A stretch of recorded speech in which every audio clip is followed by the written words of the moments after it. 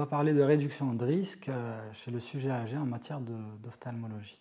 Alors il faut savoir que l'œil n'est jamais qu'un organe au sein de l'organisme humain et qu'il va être donc, comme tout le reste de l'organisme, altéré par toute altération métabolique ou liée à l'âge du corps humain.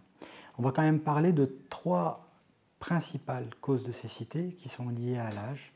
Les trois principales causes de cécité liées à l'âge, c'est la cataracte, c'est la rétinopathie liée au diabète et c'est le glaucome. Alors l'œil est un organe qui vieillit. Il y a des altérations de l'appareil oculaire qui ne sont pas pathologiques mais qui sont liées à son vieillissement. On va parler en particulier de la presbytie. La presbytie, c'est la perte de la qualité de vision de près qui arrive chez tout le monde entre 42 et 45 ans.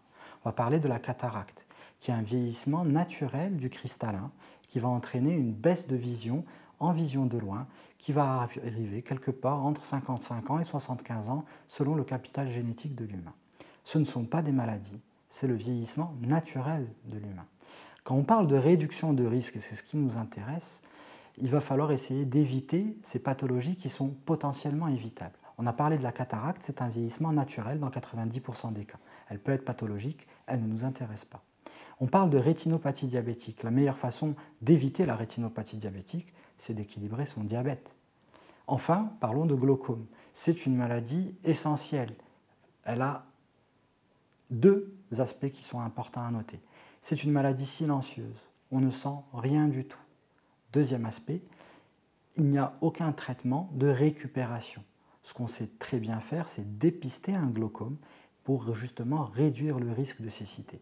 Donc si je dois me résumer et parler de réduction de risque en ophtalmologie, je dirais que la principale chose, c'est d'abord de consulter son ophtalmologue traitant au moins une fois tous les 2 ans à partir de l'âge de 40 ans. Votre ophtalmologue pourra décider de vous voir plus ou moins régulièrement en fonction de votre terrain. Ces recommandations, elles ne sont pas de moi, elles sont de l'American Academy of Ophthalmology. Donc la visite ophtalmologique est obligatoire sur un rythme au moins biannuel à partir de l'âge de 40 ans. La réduction de risque passe aussi par plein d'aspects du quotidien. Encore une fois, l'œil n'est qu'un organe au sein de l'organisme. La meilleure façon de réduire ces risques sur le plan ophtalmologique, c'est d'abord d'arrêter la cigarette.